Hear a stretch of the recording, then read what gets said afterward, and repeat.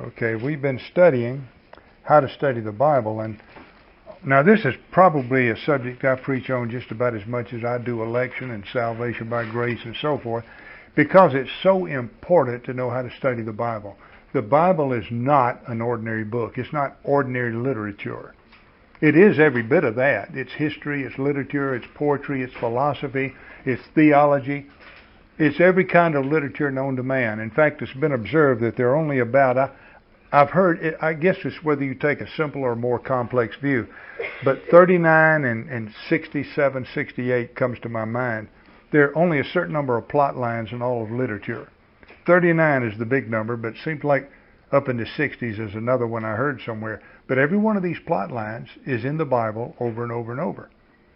Everything man knows to tell about, every different type of activity man has had, every different type of dream or ambition that man has expressed in writing is found in one place or another in this book. It's really amazing. But it's really amazing when you remember that God inspired it by words to men he chose to write it down on paper. And then God promised to preserve those words so that it was easier for heaven and earth to pass away than for his words, even to the letter in some of the manuscripts, to pass away. Now, you either believe that or you don't. And I believe that, and I rather suspect every one of you in here believes it. So that's the premise I always operate on, that we're holding God's book in our hands and it's been preserved for us. Now, our job is to get the good out of it that God intended. And we have to read it and study it in order to do that. By the way, I have, in this little booklet that I've given you, I've included in the back an old paper that I made years and years ago when I was first called to serve a church here in Las Vegas. I called it then Bible Study and Reading Tips. And I think I've altered it slightly in this one and call it Bible Reading Tips. Because it was mainly Bible reading. And since Bible studying is in the front part of the book, then Bible reading is in that back part. And that's a reading plan for your just daily devotional reading of Scripture. And it's one of the best plans I've ever come across. It emphasizes the Apostle Paul, then the rest of the New Testament over the Old Testament, and finally Revelation. And you'll see as you read it what that implies. Well, this is what we're trying to do, is show you what the Bible shows us and indicates to us, and especially the Bible rules and principles that are explicitly stated for us to follow in studying this book that is not ordinary literature. The last couple of weeks we've looked at the first, second principles, what I call the principles of Bible study, which is primary meanings, and then the second one was proof text and reference text. These are very important concepts. Remember the illustration I used about orienting a map? You have to orient the map before the compass is in any good to navigate from it. Well, that's the way the 5 little rules of Bible study that are so simple are useless unless your attitude towards Scripture is in tune with these 4 principles that I emphasize as the 4 principles of Bible study. This is the attitude with which you approach God's Word, the attitude with which you implement the rules of Bible study. So, we've gotten through the first 2, and now we come down to the third one, which is the principle of text governs context. Now let's define our terms. Text is the actual study of words in a piece of writing or printing, or the wording of it. In the dictionary I took this definition from, which is the American Oxford Dictionary. The 6th definition is a biblical passage quoted as authority for a belief or as the topic of a sermon. So that's the text. Think of a text as a sentence or 2. Now, context is the parts of a sentence, paragraph, discourse, etc. that occur just before or after a specified word or passage and determine its exact meaning, as it is unfair to quote this remark out of context. Now, what's the relationship between the text and the context? The relationship is the text is a specific passage, sentence or verse under consideration, and the context is the larger textual setting around that text. Now, that's just to make exactly, perfectly sure we all know what we're talking about. Now, what I'm going to teach you is that in Bible study, text governs context. In normal literature study, anybody that studied any kind of literature understands that context is a vital part of understanding any written composition. This is particularly so in what we would call contemporary language that people use every day. The last church I pastored a few months ago, I had 2 school teachers. Well, the Lord's blessed me with one here. I don't know if you know it or not, but Marilyn is a qualified school teacher of French, taught French for 8 years. So I don't know whether that's a blessing or whether God's trying to tell me something.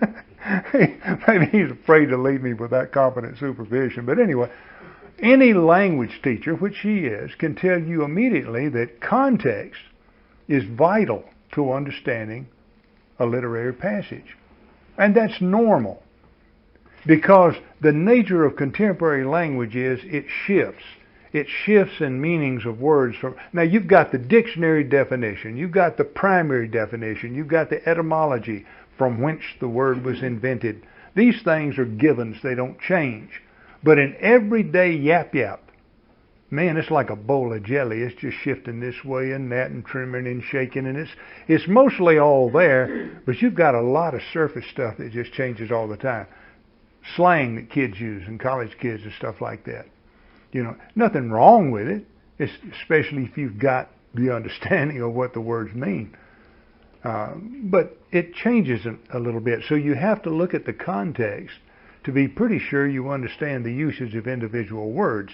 And just like always, the individual words add up to make the context, and so they contribute their inherent meanings to the meaning of the paragraph and the section as a whole. So I'm not denying that in any sort of normal, everyday language usage, context is definitely important in understanding a passage. And if you're trying to translate, say, from a French or German or Japanese journal into English so that we can understand the latest topics of research and so forth, it's even more vital that you pay careful attention to that context, because the context will give you the general idea that those words are trying to express. I'm not denying that, and I want you to know I understand that. But what I'm going to tell you next is the exact opposite of that, because we're talking about the Bible. The Bible is not an ordinary piece of literature. The Bible was given by God's inspiration, and God, like any intelligent author, has a plot He's trying to develop, a message He's trying to convey, instructions He intends to give. And God Himself has said certain things about His Bible that set it apart from other literature, such as, I will preserve this text. He then tells us that the text is given in words, and he emphasizes words. If you want a fun thing to do sometime, what you can do is get an unabridged concordance like Strong's, which I recommend. Cruden's is good, but it doesn't give you Greek and Hebrew. Get an unabridged concordance, look up the word words and word, and just read them. Now, they will appear many, many times. And you read through that bunch, and you see how many times God is talking about the revelation He gives in word and words. It's literally hundreds of times. God emphasizes word and words. Hear my word. Keep my words. Keep all the words of this covenant. God goes to the words more than anything else to emphasize. So God builds His revelation from words up. Why? Because at any given time, say a 30 or 40 year gap of time, you've got contemporary usages of words going on among the people alive at that time. Do you really think that modern Hebrews use Hebrew the same way that, say, ancient Hebrews in the time of, say, King David used it? It's the same language. Modern Hebrew is reconstructed from the 5,000 basic core words of the ancient Hebrew. But do you really think, if you could go back in a time capsule and see people standing around the street corner in Davis time chit-chatting about current events. And then you go to Israel in our modern day and stand there and listen to Jews today chit-chatting about events. You would be able to understand both languages, no problem. But they would sound different, like King's English sounds different from Cockney. Or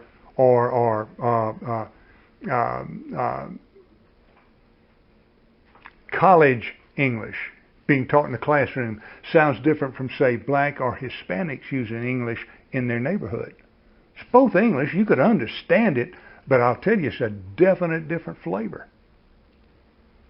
I mean, I went to college, and I can talk like a college-educated person, or I can sit there and talk like some redneck from down South Alabama because I done growed up among them people, and I know how they talk.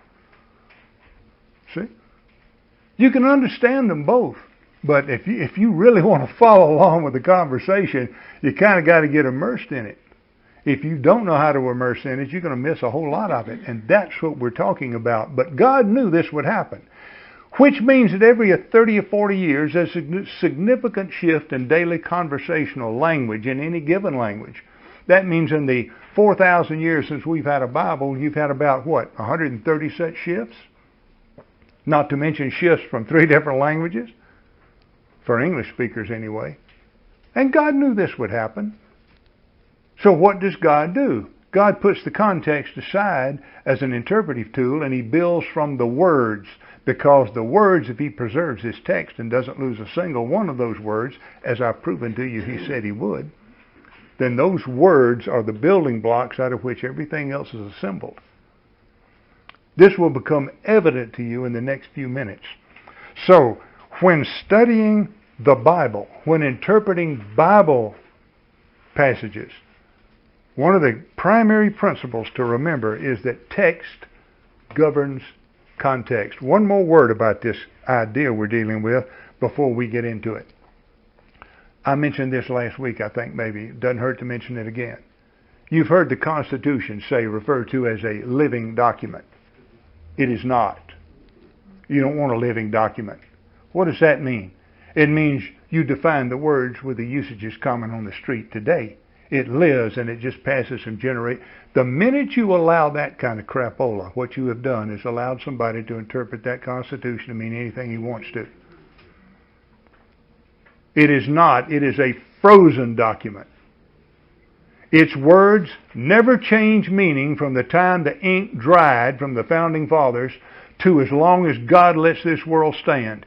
You must use only definitions current at that time or older. Not one definition invented the next day even. That means you go back to dictionaries like Webster's 1828. And that's what you read in your hand when you read the Constitution. Because those men obviously could not possibly mean a definition that came into existence 100 years later. Like, for instance, welfare. We're told they wrote the document for the welfare of the states and the people. But did they mean the welfare system like Franklin Delano Roosevelt instituted? He claimed that's what he was doing. We're providing for the welfare of this country as the founding father. No, you didn't. You're just sticking socialism in. Like the East Europeans. See, that's the difference between living documents and you don't want a living Bible. Trust me, you do not want a living. You want a Bible just as dead as a rock. Because then it will never change. I should have said as a pound of gold, but it'll never change. Never change. Now let's start studying what the Bible tells us about this aspect of the nature of Scripture and nail it down good.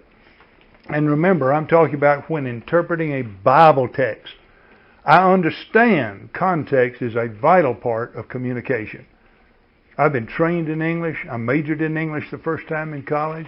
I've studied conversational Japanese. I studied Latin in high school. I got a B average in German in college. I did flunk French. I'm sorry. I'm ashamed. Now, every night from now on, every time I look that woman in the eye, I'm going to ask her a question. She says, "What will you need, poor dum-dum?" So I know this is coming, and I just have to live with it. But the point is, I've studied language. And one of the interesting things about studying different languages is this. you obviously notice how they're different. You don't even have to study them to notice that, but it's really interesting when you analytically notice the differences between language. But what's really interesting in studying languages is when you understand the commonalities in language. Despite the differences, you can see the logical structures that are inherent in language. Aristotle taught that all languages are first and foremost the expressions of thought. He's right. When God first taught people language, what do you see them doing in the Garden of Eden? They're going around naming everything. He taught them the use of nouns. And then he taught them the use of verbs. Then he taught them the use of modifiers. I mean, you can see there in a day or two the evolution of language. You ought to study that as a school teacher. Go back and look at the conversations in the first 3 chapters of Genesis and see them syntactically mature from words to complete paragraphs. It's fascinating right there in the discussions, God holding. Now, Adam could talk when he was first made. When God flipped the switch on, Adam set up talking. You see, it was an inherent thing put in him by God. All the rest of us, besides Adam and Eve, have had to learn language. But we've got the machinery in our heads designed, if I may copy George W. Bush, to languageify. I like some of his words. People make fun of him, but honestly, I like the word splanify. Yeah. Splanify is a lot better than explaining. Explaining is so cold and indifferent, but splanifying is real life. Well, languageifying is the same way. We're designed to languageify. We're designed that way. We even have language centers in the brain we're able to map. That no other centers in the brain do exactly those functions. So Aristotle was right and didn't even know it, but he just figured it out. So this is so important to understand. Now, there are at least 3 reasons why, 3 good, solid reasons why text governs context when you're studying Bible. The first one is the historical reason. We've already discussed a little bit of this. In 1611, when the King James Version was published, its text became, as it were, frozen in time. It held all of the meanings of all of the words up to that moment. But as I said a moment ago, as the ink dried on the document, so that language was frozen in time. And it's really biblical English. Anybody that studied other European languages a little bit can recognize that King James English is not exactly English. For instance, there are things called moods in verbs. We have moods today, but it's a very crude form. What we have done is we have taken out of the words a lot of the inherent constructive meaning, and we've substituted it in commas and semicolons and colons and dashes and quote marks, stuff that used to be designed into the spoken words in earlier years. And we've come up with things like italics and underlines and boldface, which are all good. That's one of the nice things about modern English. Modern English is you are able to use it to express some of the most complex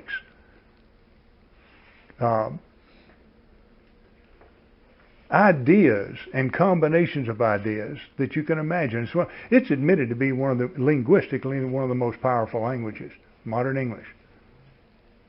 But the downside is it's so dang hard to learn for somebody that isn't born to it. It's awfully hard to teach. And although we've got about half of modern English as rules and stuff you can easily memorize, you've got all that irregular stuff. What's irregular stuff? It's whatever it wants to be. And that's what really gives non-English speakers fits, is that non-regular stuff. Now you can go into other languages, like as I say, I studied German, studied a little bit of Japanese. Both of those are very regular languages. They've got rules you adhere to. In Germany, if you don't adhere to them, you get whacked. You know, you'd think all the school teachers were Catholic nuns. I mean, you have to do it the German way. I remember one of the comedy routines I enjoyed was a guy doing a bit with a Lufthansa when they first, offered flights all over the world to other people, and he's standing up there in a looked like a Hitler outfit, and black outfit, and it's the pilot, the captain. He's welcoming everybody to the flight, and he says, it'll be so and so, it'll be such and such, it'll be this and that, and he says, and you will enjoy the flight. And I was like, beautiful picture. That's German for you. You will enjoy the flight. But Germans like that, very regular, very little irregular. Then you've got French and English and then other languages, which is no telling what it meant if you're not a Frenchman. I mean, it just seems to me anyway to go every which way. I just don't understand why them foreigners can't speak plain English. You know? But anyway, all kidding aside, it was frozen in time. Believe it. That's it now. And biblical English has things in it like number of words. Ye and you. You say, why did they do that? Because ye was plural and you was singular. And we used to talk like that. If you were talking to a group of people, you said ye. If you were talking to one person, you used you. And then you had a polite form and you had a familiar form in English. If you were in polite company, just like if you were meeting a nice lady for the first time, you walked up to her and you spoke proper English, or she slapped you across the face. I kid you not. This was true in the South. When I was in high school, you had to watch how you talked to girls. A lot of them wouldn't put up with any of that foolishness. I know Marydale wouldn't. I was very careful by him, especially you get one of them 6 feet tall, look you right in the eye. You dadgum careful. Big long legs, she could run you down, sink her teeth in your neck. I mean, you're really careful how you talk to them. But all kidding aside, these things are found in biblical English because English in 1611 had these different flavors. It had plural and singular pronouns and so forth, and that's where the these and the thous come from. Mine and thine. We say now mine and yours, but they said mine and thine. Notice the ein sound on the end that meant possessive. Thine was plural, mine was singular. So that quality of English at that time enabled the King James translators to translate from Greek and Hebrew, which has those qualities in it right down to the modern day. Masculine, feminine, and plural and singular. And these were important, so that you have a more accurate translation of any of the text from 1611 English than you do in any modern version, because the modern version simply doesn't have that common everyday use of language like they had 400 years ago. See, that's some more of that language shifting I was talking about. That's why the words are so important. They became frozen in time. The 1611 Bible text has not grown and evolved. Its words have not accrued additional meanings in biblical usage. And that's the key point. God has given us His message in Hebrew, in Greek, and now in English, in words frozen in time and meaning, to maximize being able to understand what the author intended when he spoke the words, because their meanings never change or shift. And if you have studied even one language, you can appreciate the priceless value. This is why the Roman Catholic Church uses Latin so much. It's a frozen language. It's not shifting all over the place. They sit there and they quote a sentence in Latin in 2010. It means exactly the same thing it meant in 510 when that sentence was quoted. Exactly. The nuances, the implication, the inferences, exactly. Because they're using those classical definitions. The fact that the English language was essentially etymological from 1550 to 1650, that meant that the words carried the primary force of meaning. All these secondary meanings had not had time to develop. Most all of the words meant what we look in a dictionary and see definition 1 and 2. That was it. That's what they meant. And so that's another wonderful thing about the 1611 language. The modern English began with 1450 with Chaucer. Now you wouldn't think to read Chaucer today, you can't say, well, that's modern English, but it is. the structure, the use of nouns, the relation of the syntax, and so forth, identically the same to English as being used today. In the sense of structure, syntactical structure, spelling of words, pronunciation, that shifted several times. But the architecture of the language moved into its present form as early as we can tell with Chaucer about 1450. Now, what this means is that by 1611, about 150 years, 160 years later, you had a language that had shifted into a basically new form. And now it had gotten both feet planted firmly on the ground and was still in that early phase where the words were etymological. They had primary meanings. It was the most focused stage of modern English where you could have powerful, constructed, word-conveyed meanings and ideas and no shifting around.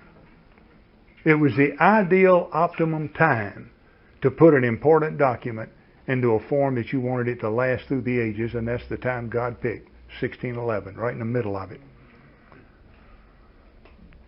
The argument, when you consider this, the argument that the King James Version language is frozen in time becomes conclusive. Just to lay those facts out, you sit there and say, well, duh, it's a given. For this reason alone, it should be obvious that the text must govern context when interpreting Bible passages. Much the same argument can be made when interpreting the Hebrew Masoretic and the Greek Textus Receptus. All three are frozen in time. And we know what the words mean. Now, there's a logical reason why, when studying the Bible, that you have text governs context. The context, by definition, is composed of nothing but text. I mean, you say that you take a book, and you say with a book, this context of this conversation in the book runs from page 8 to page 11. So you got 3 pages of context. You glance through there and you see they're talking about stealing cars, because let's say it's a detective novel and these are crooks in a bar. So they're talking about the different methods of stealing cars, say. So that's the context. And then you follow the flow and development of the context by the give and take of the conversation. And knowing who's talking, crooks, knowing they're probably using prison jargon, and knowing they're talking about stealing cars, and knowing they're using shortcut neighborhood talk, you can easily follow the flow of the conversation. Now, if you took all of that out and just handed somebody that text, say a second-year college student majoring in English, it might take him a while to figure out what the heck's going on. He said, well, I don't know, man, if these are the Kasuks, I said, what I went to, they would have all flunked. But then he realizes, well, wait a minute, I think, oh, these are crooks talking. Yeah, and they're talking about stealing cars. You have to read over it 2 or 3 times and decode it. See what I mean? The beauty part about the Bible, however, is there's no decoding if you start right. The context, by definition, is composed of nothing but text. And text, by definition, is composed of nothing but words. The simplest text that you can have is a sentence or a phrase. What's a sentence or a phrase? It's 5 or 6 or 8 words. If it's argued that the ultimate meaning of the words is derived from the context, then a strange chain of reasoning is forced upon us. There are actually people, even in colleges and universities, let alone in pulpits, which will argue that you've got to read through the Bible and get the general gist of it before you can get down to a single verse and tell what people means.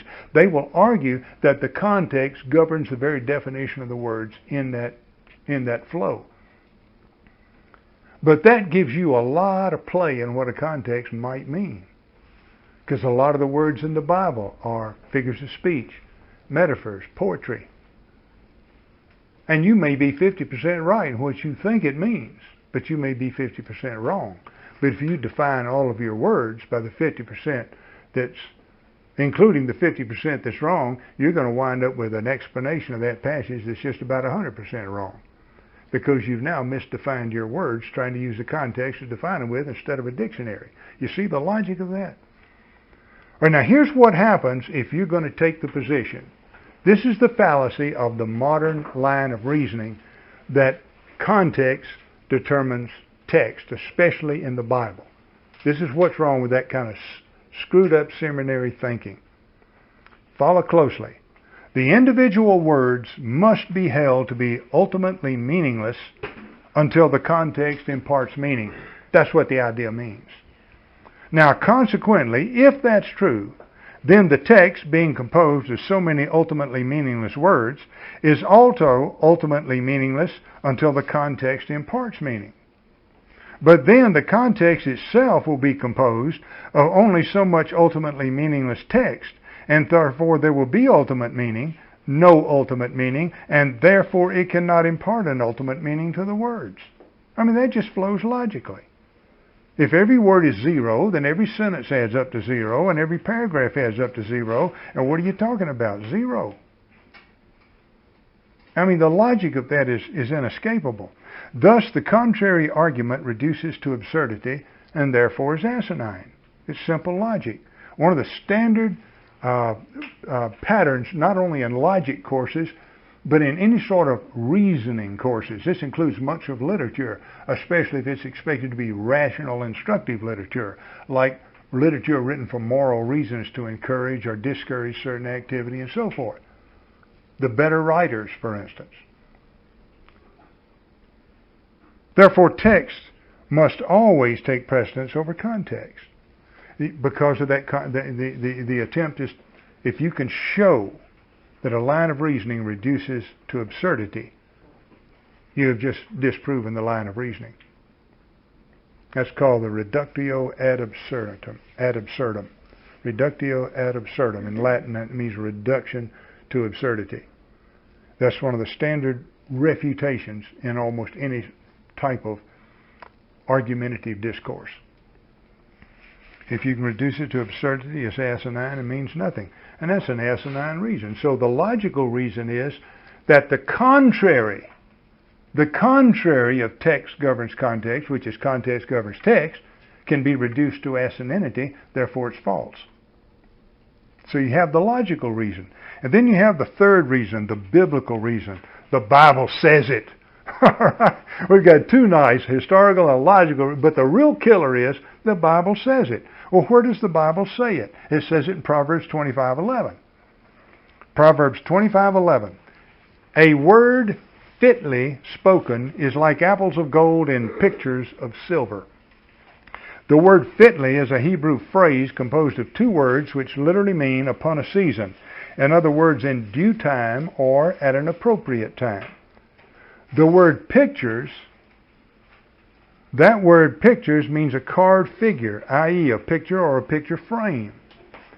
So what it's saying is a word that's spoken fitly is like a picture of a golden apple in a frame of silver.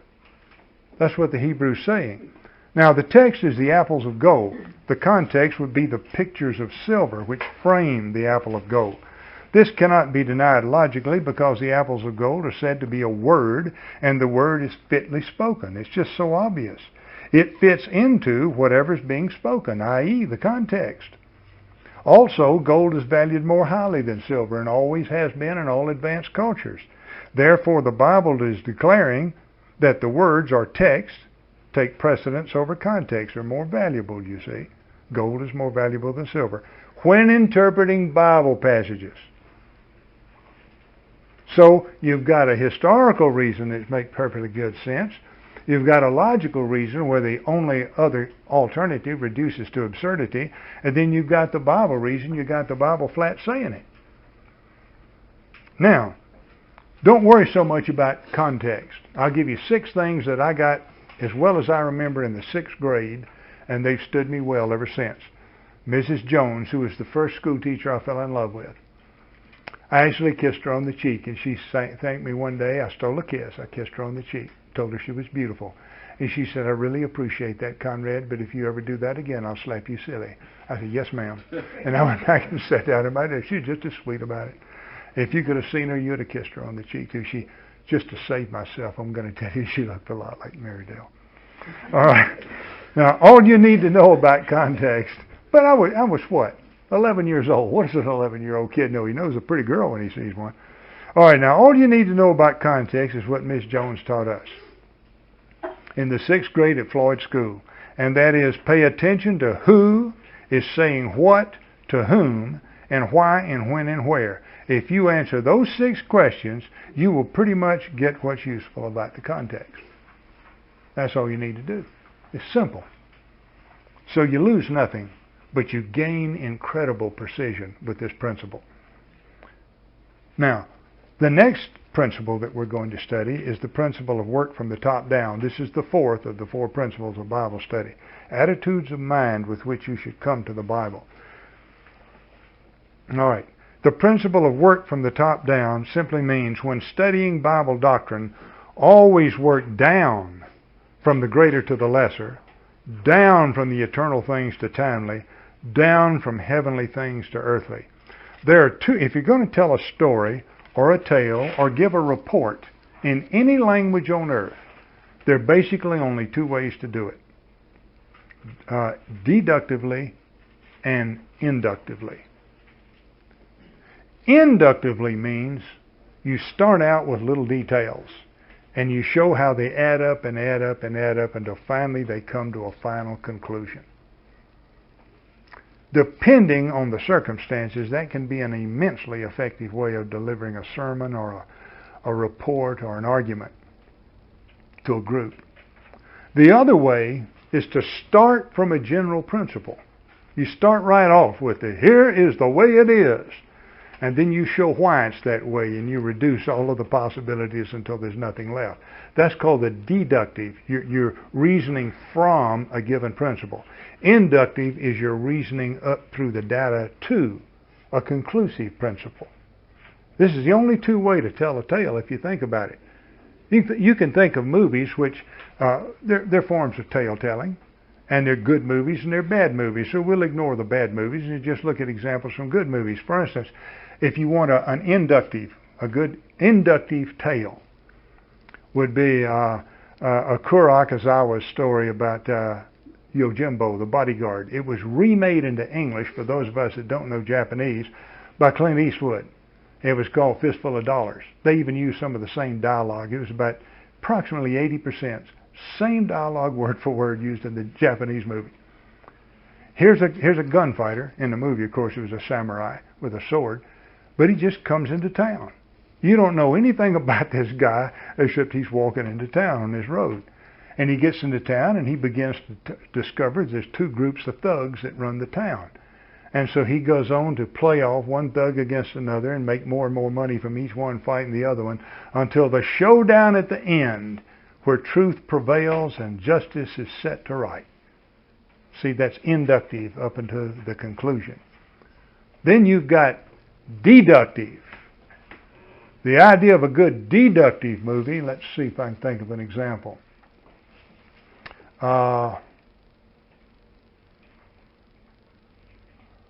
Let's see. I had one in my mind before I started, and it just slipped out of my mind. I got so excited about it. I love that Japanese movie, and I love that Clint Eastwood movie. I watch them all the time. A good deductive movie where you start out. Oh, rats. I can't think of an example. But it would be where you start out with a principle. I mean, I'll give you I can think of a good one too. It'd be another Clint Eastwood movie. What's that last one that he did? No, I'm thinking of westerns. I'm sorry. One of the last. Unforgiven. All right, Unforgiven. Perfect deductive movie. You know what this guy is. It takes you about 10 minutes into the movie, and you've got a reformed psychopath. So, and he apparently this is one of those 1 chances in 1,000 where it works, because he really loves his kids. You can tell that. He loves his friends. He tries to do the right thing, although he does take a killing contract. But the point is, here you get this psychopath recruited to avenge some prostitute that got her face sliced up by one of her customers. Now, you know what's going to happen. If it's Clint Eastwood, is the guy that's going to do the avenging. You know what's going to happen. It just amounts to seeing how it's going to play out. And sure enough, it plays right out like you thought it was going to. A few little tricks along the way to keep things interesting, but he goes up there and sets things to right. Now that's a deductive type plot. You know what's coming. The interesting thing is how it's done. In an inductive plot, you have no idea what's going to happen, and you follow through and learn until you get the ending. You see at the ending.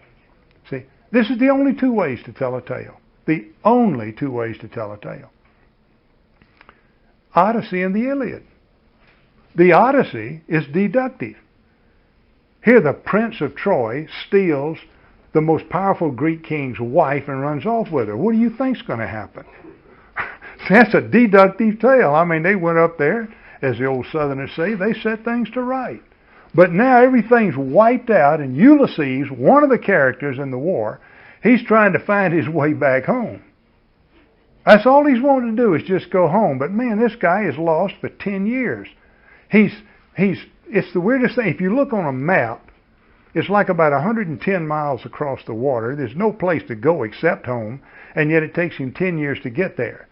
Now, all you can think of from that is how in the world did it take him so long? But that's logical thinking, and we'll leave that out because it's a tale.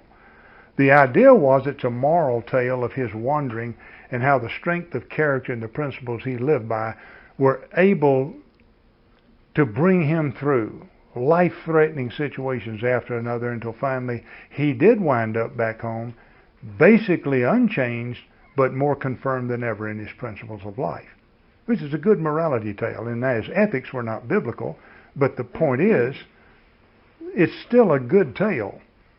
But that's an inductive story. So the Odyssey is deductive, and the Iliad is inductive. So you have that example. There are books of the Bible like that. There are books of the Bible you start right out, telling you. Paul tells you right in all of his letters. They're almost all deductive. He starts right out telling you what he's going to tell you. Then he tells you, and then he tells you what he done told you. So that's good deductive. Then you have inductive stuff. Inductive stuff is a whole lot of the Old Testament. You just follow along, and then you learn the lessons of life from watching people screw up and get repentant and come back to God and so forth. So the principle of working from the top down, then, means that we're looking at deductive being the main approach to understanding all of Scripture. If you have, as opposed to the two choices, deductive, inductive, deductive is the prime plot line of the Bible. God gives you the principles. If you think about this, it makes perfectly good sense. Right in the first 3 chapters of the Bible, the first rule that God gives is, thou shalt not eat of it, for in the day that thou eatest thereof, thou shalt surely die. They ate of it. They died, just like God said. See, deductive, that's the rule. Now here, watch them all break it and watch what happens to them. Then you've got, right there in the first 5 books of the Bible, God gives the law. And before he gives the law, he gives the 10 commandments. See, deductive. He sends a tablet of 10 laws down, and then later he expands that by giving a total of 603 additional commandments for a total of 613. Those are the commandments of the Torah. All the rest of the Old Testament expands those. All the rest of the New Testament mostly expand them. Though now that Christ has revealed himself as God, there's other things he tells us in addition to what he told the Jews, which is one reason they're hesitant to accept that his Scripture is the additional stuff. But we don't need to go there. The point is the Bible is deductive approach. You always work from the higher to the lower. You take the given principle and work down to the details. Look at Hebrews 7:7. Always work down from the greater to the lesser. Here's one of the proof texts. Hebrews 7:7. And without all contradiction, the less is blessed of the better. The less is blessed of the better. Now the context is Melchizedek blessing Abraham when Abraham paid him tithes after the battle of the 4 kings. Melchizedek was both a priest and a king, and so he outranked Abraham on both counts. The less was blessed of the better. Abraham was a chieftain, head of his family. but Melchizedek was a king. Abraham was a man of God and the conveyor of the covenant of the Most High. But Melchizedek was a priest. See the difference? He was outranked on both counts. The event is treated as an example of the general principle. Further, in Bible study, this general principle allows of no exceptions. And without all contradiction, the less is blessed of the better. It's this invariable principle. You're studying the Bible, you always want to know the superintending circumstance. It governs what you're reading about. All right, second aspect of work from the top down. Always work down from eternal things to timely. People's natural tendency, because we're experts on time, so we think, is to learn as much as we can about time and then infer what eternity must be like from time. But God works the other way. He lives in eternity. And so He tells us what eternity is like and gives it to us to work out how we should govern time. Proof text. Always work down from the eternal to timely. Romans 4:17. Romans 4:17. As it is written, I have made thee a father of many nations, before him whom he believed, even God, who quickeneth the dead, and calleth those things which be not as though they were. Why? Because God knows what's coming. He has eternal knowledge. He knows everything that's going to happen and all of the details. And so He can talk about next year, next century, next millennia, because He can look right there on the wall and there's His picture of it, so to speak. So that's why you pay attention to eternal things above timely. And God tells us to. God worketh all things after the counsel of His own will, we're told in Ephesians 1:11. Worketh all things after the counsel of His own will. In eternity past, He formulated an eternal plan. Now in time, that plan is unfolding and will not admit of the slightest alteration. To understand things here in time, one must begin with that eternal plan. To understand the timely operations of the local church, for instance, it's necessary first to consider the eternal church. And now, don't get me wrong. A little church here like ours in a living room is a whole lot different from that big congregation up there in glory. But let me put it this way. There is if we are what we're supposed to be, there's a certain identity to it. It'd be like comparing a marmoset to a gorilla. Obviously, they're two different things, but wait a minute. They're both anthropoid. The marmoset can stand up on its hind legs. It has little hands and little feet that look like hands. And it has bifocal eyes. And see, all of a sudden you realize that the tiny little marmoset and that 700-pound gorilla are constructed on a similar plan. Just so, if you could look at the, shall we say, social architecture of the heavenly church, it should look almost exactly like the social architecture of this little group of people in this living room. If we're that much different from it, we're in trouble. So it's supposed to reflect it. That's why God told Moses, when He showed him in vision what the heavenly tabernacle was like, He says, see that thou make all things according to the pattern shown thee in the mount. That word pattern contains within it the word son, my son. If you take the prefix, tabanith is the word for pattern. If you take the ta prefix and the th suffix off, you're left with bani, which is the Hebrew possessive, my son. Hidden in the pattern is a picture of my son. That's amazing. That's absolutely amazing if you think about it. You're supposed to see Jesus in that tabernacle. You're supposed to see Jesus in a church. You're supposed to see it happen. That's why I say if we look that much different from the heavenly church, we've got a problem we need to reconcile. They've got a rush job they have to go to. Ox caught in a ditch. I'm just thankful they've got work.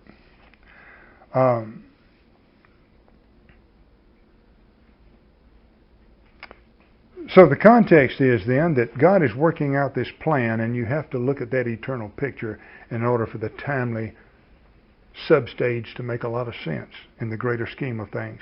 Third, another viewpoint of the principle work from the top down is always work down from heavenly things to earthly.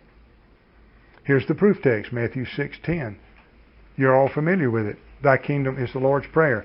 Thy kingdom come, thy will be done in earth as it is in heaven. Well, how are you supposed to know what God's will in heaven is so you can do it on earth? You read His book. He tells you, and as you put it into practice, you're working down from the heavenly to the earthly. Don't worry about that, Al. It's just a coaster. So, the Lord Jesus Christ taught us to pray for these sort of things and observe that the pattern for all godly activities on earth is God's will and obedience thereto in heaven. It follows logically, therefore, that in order to perform God's will on earth, we must first consider the heavenly pattern and thus know how to implement it. Here's a verse that sums all of this up. Everything I've said is summed up in one verse. 2 Corinthians 4:18. 2 Corinthians 4:18. While we look not at the things which are seen, but at the things which are not seen. For the things which are seen are temporal, timely, but the things which are not seen are eternal. So the guide is you look at the eternal pattern to figure out the timely events. Because God Himself has told us that's what to do. Now, there are three good reasons for this principle. Three excellent reasons for this principle of work from the top down in Bible study. One, God has designed the world so that man cannot figure out heavenly things by reasoning upward to them. God actually has, you can learn a lot of stuff about nature and a lot of stuff about God by studying nature, because it's His handiwork, and Jesus Himself tells us, the Creator who made the worlds, when He walked in human flesh, told us this, by their fruits shall you know them. We can learn a lot about each other by just looking at how each other talks, walks, conducts themselves, dress, reacts in circumstances. I love it when you get one of these dingbats standing up there with a shaved head and Algonquin and weird tattoos all over his body and rings in their nose, sitting there in a sleeveless t-shirt and some kind of weird looking shorts that look almost long enough to be dungarees. And then they throw back their head and say, "You don't know me, fool. I know more about you than you think I do." Just by looking at you. One of the things I know is that's an incompetent ass. How do I know that? Well, he's incompetent because if he could actually achieve something that would garner respect from the community and the people around him, he'd be doing it. But he can't make any positive indent on nature because he's too incompetent to know how. So he supplements or substitutes shock value for respect. Well, I can make them gag if I can't make them clap, I can make them gag. So that's what. How do I know he's an ass? Because only an ass would think like that. So I mean, and then you can look at how he dresses, the clothes he wears, and stuff. That's the way asses do. So he's an incompetent ass. And I don't even have to talk to the guy. I can just look at him and tell that. And by looking at him and telling that, I really know about all I need to know about the guy. You say, well, he might be the world's greatest programmer. Fine, then I will hire the world's second greatest programmer. All right? I mean, it's just common sense. So God has designed the world so you can figure a lot of stuff out about it, but you can only figure out so much, and then you have to have the book. Nature and the book will tell you everything there is to know. And you can learn more useful stuff by the book as far as social living with people and all, and earning money and being safe and secure, than you will learn by studying nature without the book. God just designed it that way. Let's look at some proof text. Ecclesiastes 3:11. Ecclesiastes 3:11 is one of my favorite verses. It's got so much in it. He hath made everything beautiful in His time. Also, now the word beautiful in Hebrew means orderly, symmetrical. In other words, he's talking about a coherent universe. It fits together and works together. Everything has its place. It's like a finely oiled machine. Just go out and watch nature work sometime. From the rising of the setting of the sun. Just watch it unfold around you. This is why some people that enjoy working with natural things so much, raising animals, tending to them, planting, gardening, and so you're out there in the world that God made, being able to enjoy the symmetry of it. He has made everything symmetrical in His time. Everything fits. It's a coherent system. Also, another thing to remember, He has set the world in their heart. I don't want to go into that word world, because if I do, I'll be here the rest of the time talking about one word. I'm going to preach on it one day, maybe, if y'all won't get up and run out and leave me all alone. Because I don't know how to preach on it without talking about interesting stuff like multi-dimensions and particle physics and so forth. But it's fascinating. He has set the world in their heart. Now, so that's the next thing you learn. Men have been so created, we are focused on the world. We're focused on the world. But in what way are we focused? This is not a positive here, it's a limitation. Notice the limitation.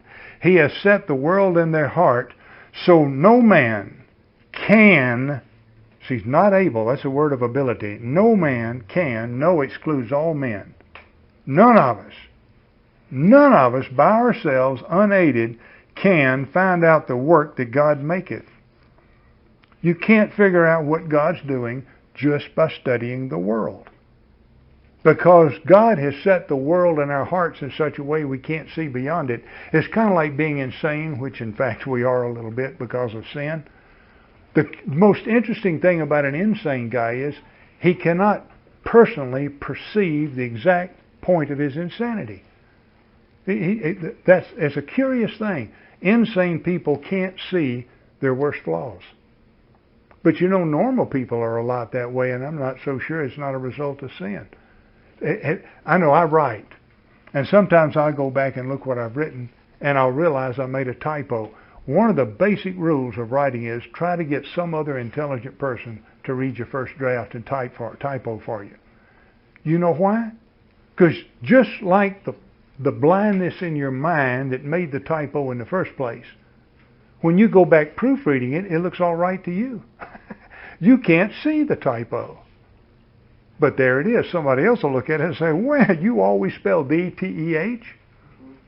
And sure enough, all of your these are te.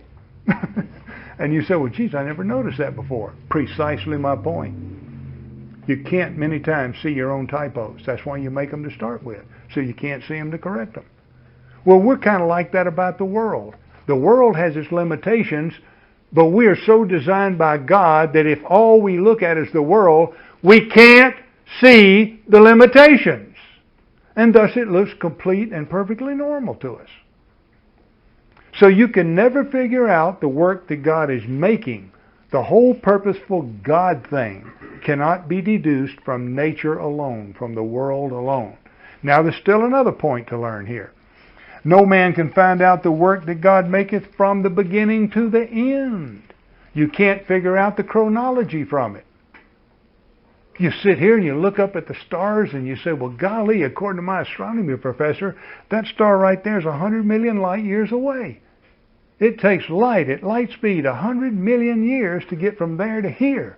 Therefore, the universe must be at least 100 million years old. That sounds reasonable, doesn't it?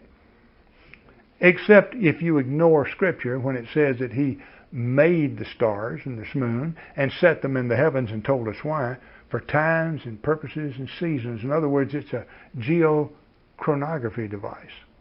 It's an astrochronometry device. It's a giant clock. What use is an invisible clock?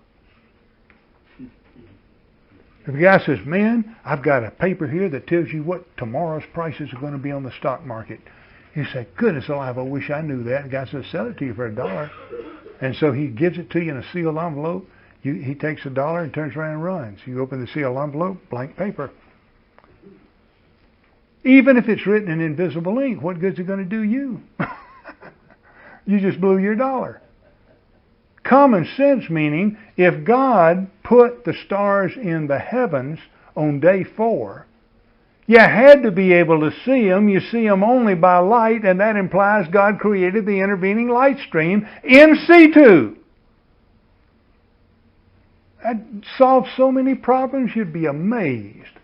God just created the light in there. In fact, it starts out saying, in the beginning God made the light. Let there be light. And there was light.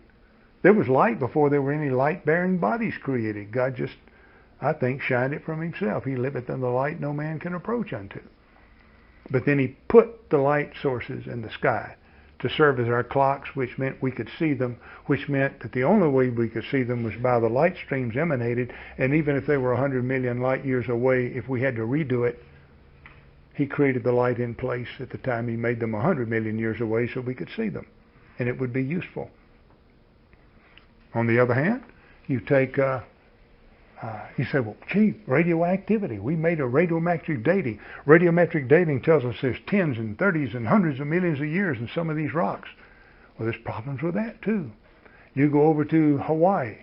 There are cases on, I have a book that's got these records in it. They watched 3 major eruptions in Hawaii, early 1800s, mid 1800s, late 1800s. Eyewitness accounts saw rocks being formed. They went out and picked up different rock samples. They knew from eyewitness accounts this was formed early 1800s, that mid, and this late. Nothing over 200 years old. They dated them.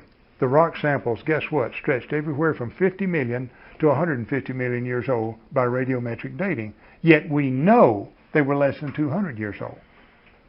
The least this tells you is something's wrong if you trust radiometric dating without any qualifications. What qualification, for instance? Well, in order for radiometric dating to work, you have to start with a known quantity of decaying material. It has to decay into the byproducts, and then you wind up, and it can't be corrupted. If you take anything in or add anything to it, you've changed the time scheme. So it's got to be an unpolluted source of decay elements. And then at the end, you measure it, knowing the rate of decay, you can calculate the time. That's all very logical. Problem is, the French, who have the most advanced commercial nuclear program on Earth, in fact, that's why the Japanese copied their nuclear reactors from French reactors. Ours are too primitive. But they have a very advanced nuclear program, because that's a major source of their energy, is nuclear energy. The French determined, in trying to find ways to take the radioactive waste and safely contain it, they studied the porosity of different minerals, and they found out something.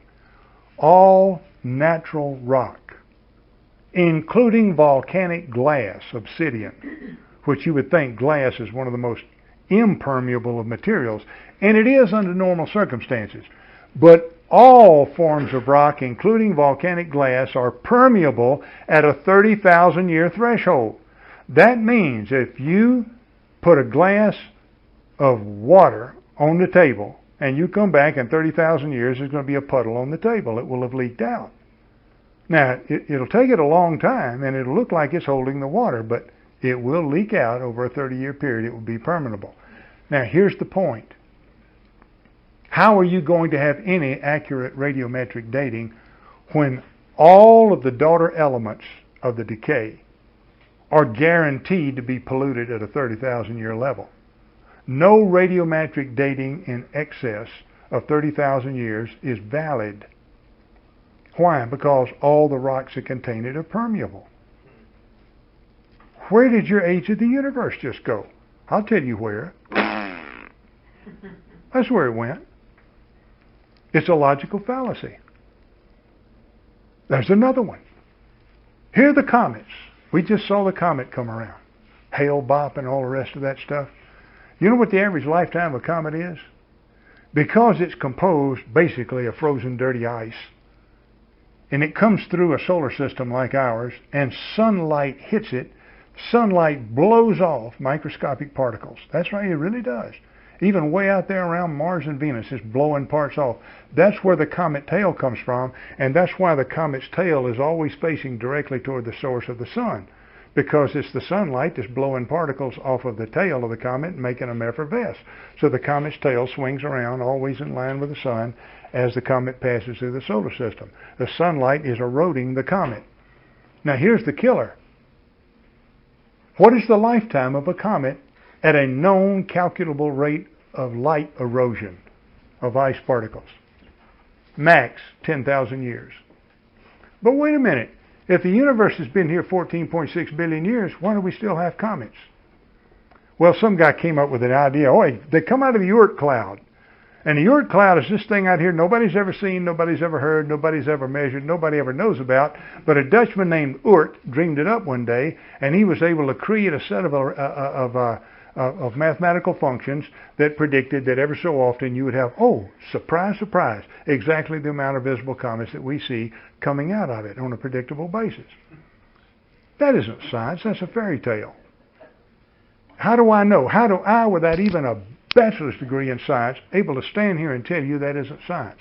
Because I had a PhD in science who discovered 3 of the elements on the elemental table by himself and is credited with participating in the discovery of 2 more. An old professor from Auburn University. He sat down and taught us in my physics class that I took under him that all science can be summed up in one word: measurement. If you can't see it, you can't measure it. If you can't measure it, you can't see it. Observation and measurement, and since measurement implies observation, he says you can simplify to measurement. And he said if you can't measure it, it's not science. Now think about the implications of that statement. Nobody ever saw an Oort cloud. It was dreamed up telling fairy tales with differential equations. Most people don't know this, but mathematics is a language just like English. In fact, I almost wrote a paper. I wish I'd gone ahead and done it, but I dropped out of graduate school a few years ago, and so I never got around to finishing the paper. But I sat and talked with Dr. Hermann Hoppe, who is one of the more famous living Austrian economists now. He used to be a kid when all this stuff got started, but now he's an old man, and all the old guys are dead. But I had a last sit down with him in which he was advising me on how to write the paper, and he says, here's some of the things you can do. And I told him I'd always been intrigued by the fact you could prove logically that spoken language was prior to mathematics. Mathematics had to be inferred from spoken language. He, of course, agreed, and most people would. I mean, 2 and 2 equals 4. What's 4? Tell me without any words. You can say, well, these many. Well, what's 4,000? These many times 1,000. Well, what's 1,000? You have to define everything in mathematics with words, or it means nothing. You have to define it. So, words are primary. They're previous to. That's not exactly the word I'm fumbling for. I said it a while ago. I can't remember it. Words go before numbers, necessarily. Numbers that derive from words. And so, based on that, we were going to discuss forecasting and so forth, and he was giving me some ideas I might consider for a paper. But you see, it all comes back to show the priority of things resting on words. Anyway, the purpose of all of this was that you had to have thought before you could have action. True science is observation and measurement, not just dreaming stuff up. The Oort cloud is a fantasy. You can show the same thing without an Oort cloud, same principle. And this infers that the Oort cloud theory is a fairy tale. The rings of Saturn are made up of ice crystals for the most part, tiny little dust particles, and also mostly ice crystals. Same thing comet tails are made of. And the sun is eroding them away, just like it is out. The average lifetime of Saturn's rings is 10,000 years. If Saturn's been here for 1 billion years, why has it still got rings?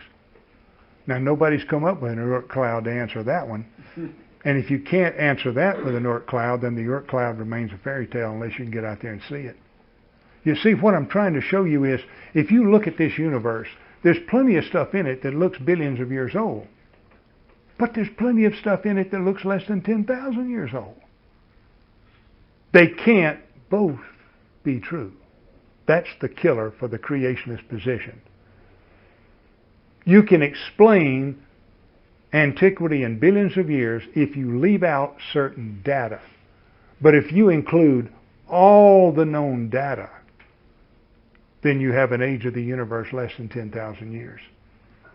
And you can explain it that way and give an adequate scientific explanation for all known data. Remember, radiometric dating doesn't work Sunlight doesn't work, and that's the two main sources from which they get the billions of years. Duh. Now, see, the three reasons for this principle work from the top down. One is God has designed the world so that men cannot figure out heavenly things.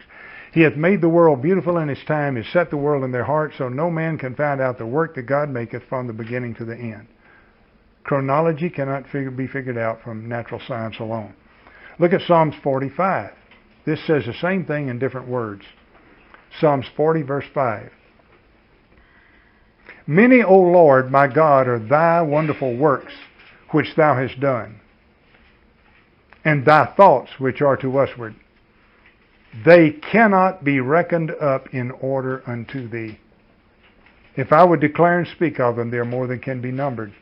They cannot be reckoned up. And you can't start here looking at just God's works.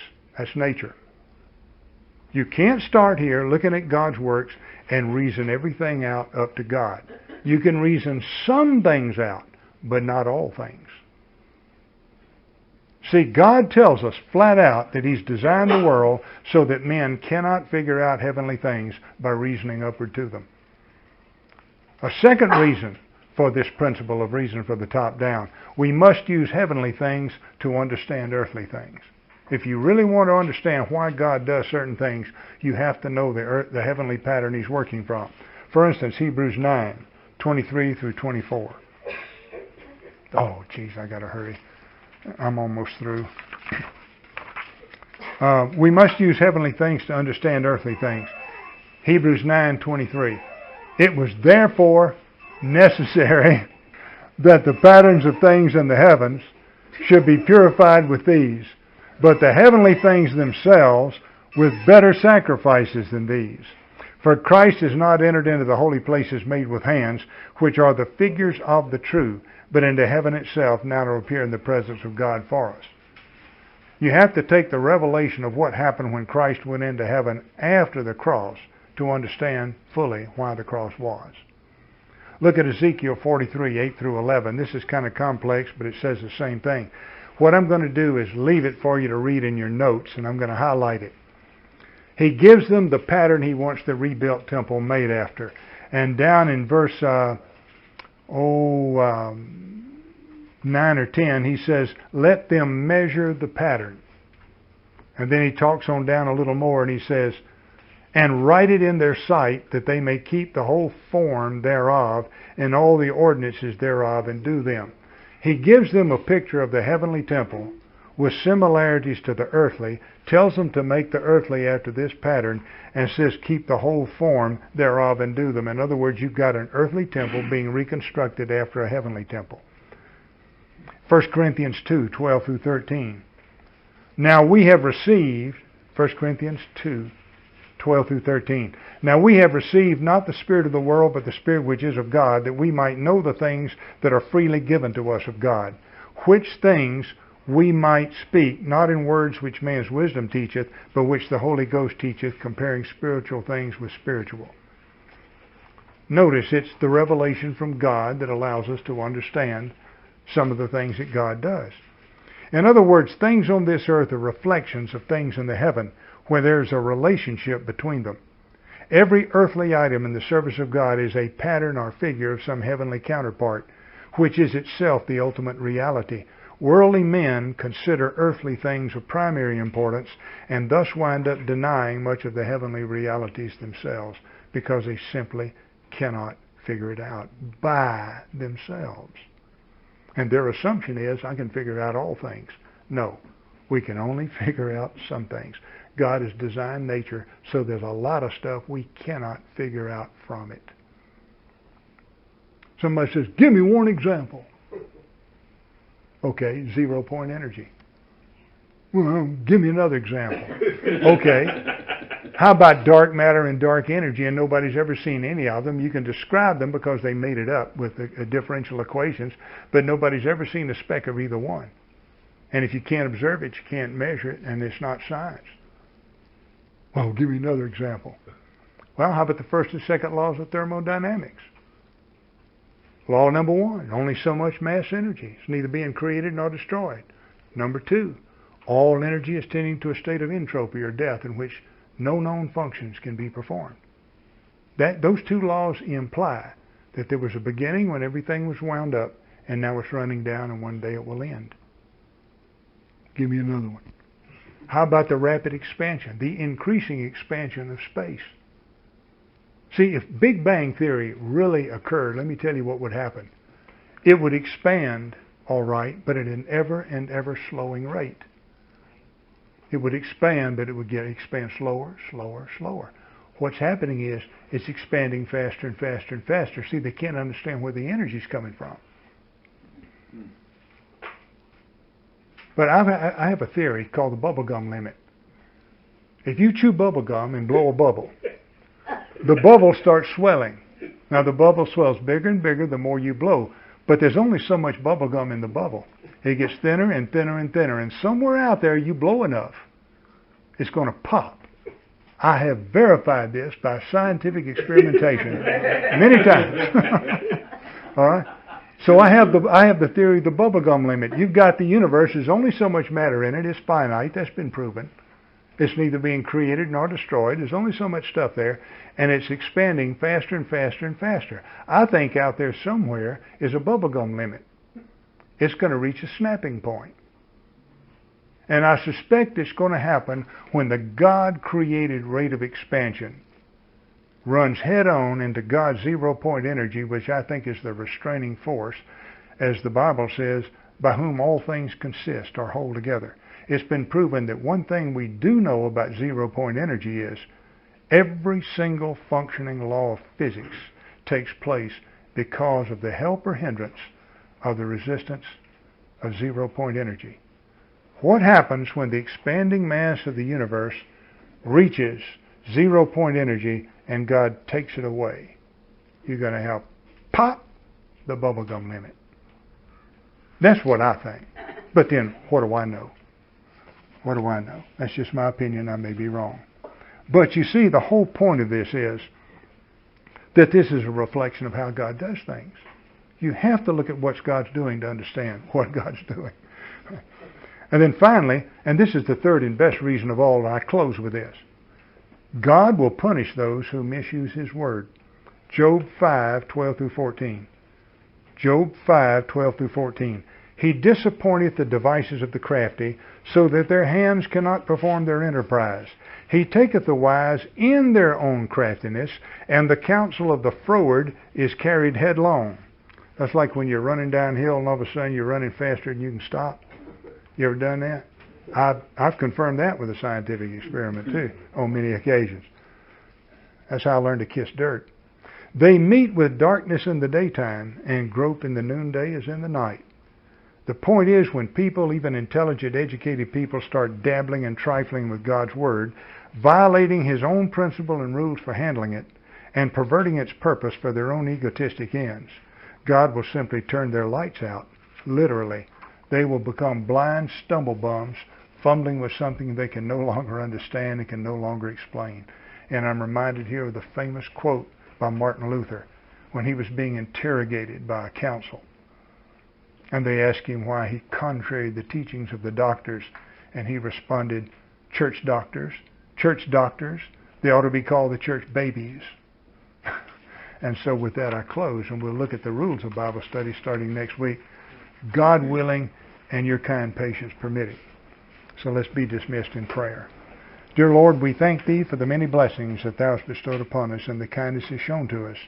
And we pray that Thou will keep us safe one from another while we're absent, and bless us to meet together once again for the study of Thy Word and the comfort thereof. In Jesus' name we pray. Amen.